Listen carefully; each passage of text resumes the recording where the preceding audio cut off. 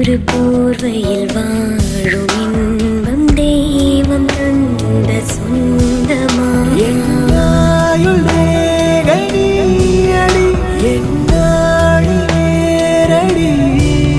சுமைத்தான்